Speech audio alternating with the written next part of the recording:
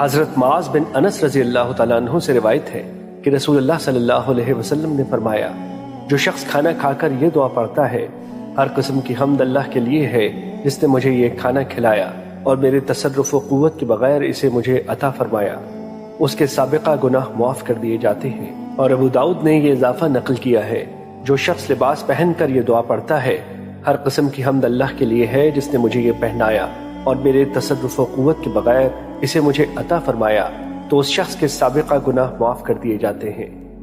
مشکات المصابیح حدیث نمبر 4343۔ حضرت ابن عمر رضی اللہ تعالیٰ عنہ بیان کرتے ہیں، رسول اللہ صلی اللہ علیہ وسلم نے فرمایا، جو شخص دنیا میں لباس شہرت پہنتا ہے تو اللہ تعالیٰ اسے روز قیامت لباس مذلت پہنائے گا۔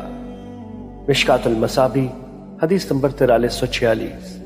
حضرت ابن عمر رضی اللہ تعالیٰ عنہ بیان کرتے ہیں، رسول اللہ صلی اللہ علیہ وسلم نے فرمایا، جو شخص کسی قوم سے مشابہت اختیار کرتا ہے وہ انہی میں سے ہے۔ مشکات المصابیح حدیث نمبر 4347۔ حضرت عمر بن شعیب اپنے والد سے اور وہ اپنے دادا سے روایت کرتے ہیں، انہوں نے کہا، رسول اللہ صلی اللہ علیہ وسلم نے فرمایا، بے شک اللہ پسند فرماتا ہے کہ اس بندے پر اس کی نعمت کا اثر دکھائی دے۔ مشکات المصابیح